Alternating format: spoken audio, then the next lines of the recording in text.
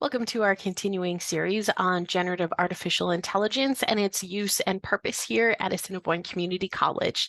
Today, we're going to be talking about two different types of generative AI. We're going to look into ChatGPT and also Perplexity AI. So if you watched our introduction to generative AI, one of the things that we talked about was privacy concerns. If we are putting our information with our names and stuff about ourselves into some generative AI, then we're going to start to see that information again be utilized not only by generative artificial intelligence, but by whoever may also get access to it, whether it's paid analysis or otherwise. So as soon as we go to ChatGPT, and you can either Google ChatGPT or visit chat.openai.com, you're going to get some tips for getting started. And one of the things is letting you know that it can answer questions, help you learn, write code, brainstorm together, and more.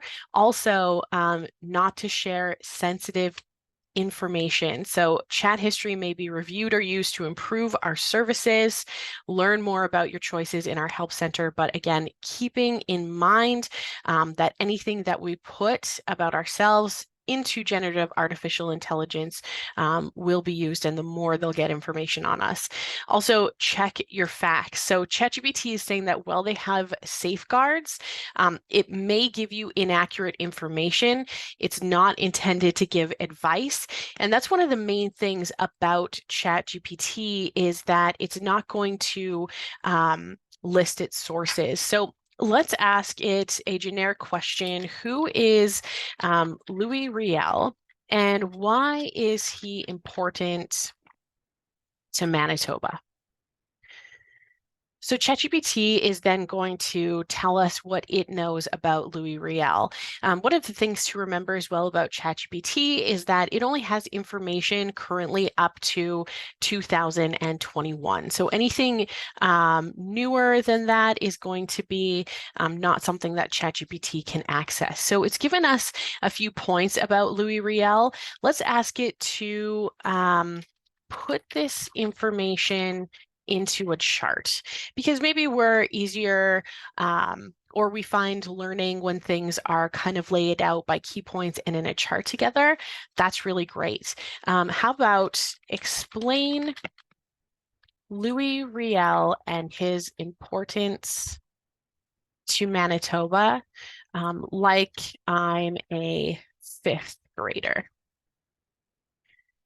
So what this is going to do, I like to use this a lot because when I'm first learning terms, especially when we start to do research here at post-secondary, sometimes it can be maybe above a level that we understand. So asking it to explain things to me like I'm a fifth grader really just tells our chatbot that we want kind of information that's going to be a little easier to get us introduced to the topic. So that's a little bit about how ChatGPT works. Now, again, I have not checked this information, but that's one of the things I would do right away, because it's not telling us where it's getting this information. It's just saying, this is the information I have, take it at face value.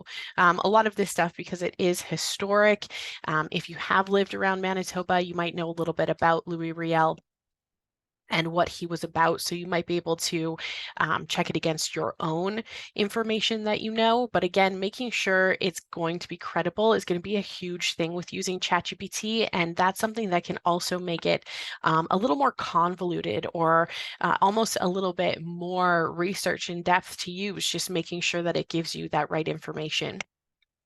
I want to switch over to Perplexity AI, and we're going to use this same prompt. So when we start to look into using chatbots and sometimes other areas of generative artificial intelligence for research, we start with writing a prompt. So my prompt was, who is Louis Riel and why is he important to Manitoba? These prompts will then tell us, or tell the artificial intelligence, what it is we want to know.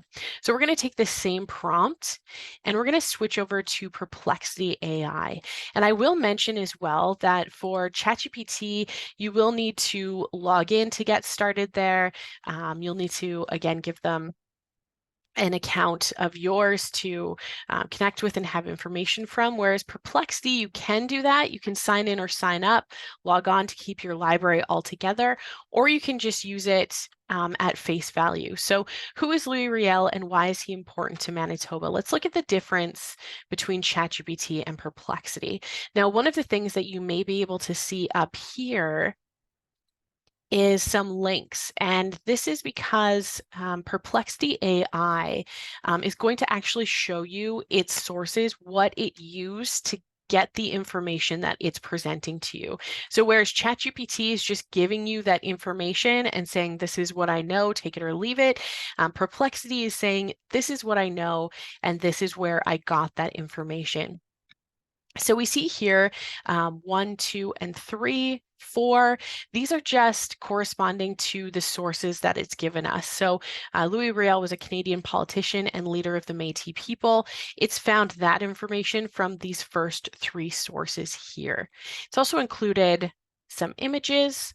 And one of the areas that we can look at, so when we talk about post-secondary research, we talk about Wikipedia being great for background information on topics, but how it might not be 100% useful because anyone can go in and change or add information.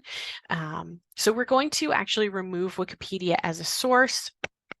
We're going to keep the other ones. They look like encyclopedia references. And then we're going to click done. And it's actually going to rewrite us the information without information that it's gotten from Wikipedia.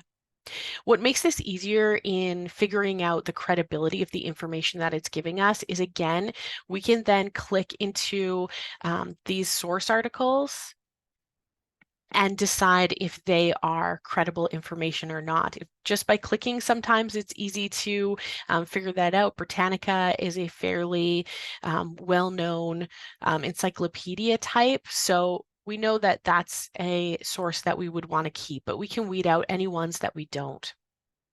Where it can be helpful, again, is, okay, let's see, maybe it referenced the Manitoba Act, or maybe we want to know what the significance of Louis Riel's legacy in Canada was, because it might be different than what it was inside of Manitoba.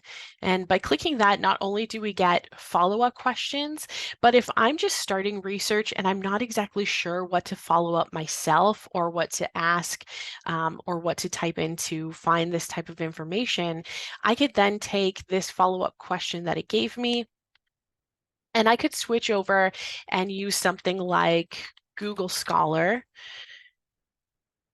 to then put in this follow-up research prompt it gave me and find more information that way. Once you're logged into Perplexity AI, it will give you, again, library to store your information. You can also ask it to display this information in a chart. It will do that for you as well. You could even see, if we go back to ChatGPT, so not only do we ask about Louis Riel, but to help with our research, we could also say, help me develop research questions about Louis Riel. And in this instance, it might give us, a whole host of questions that we can ask. So how did he advocate for Indigenous rights?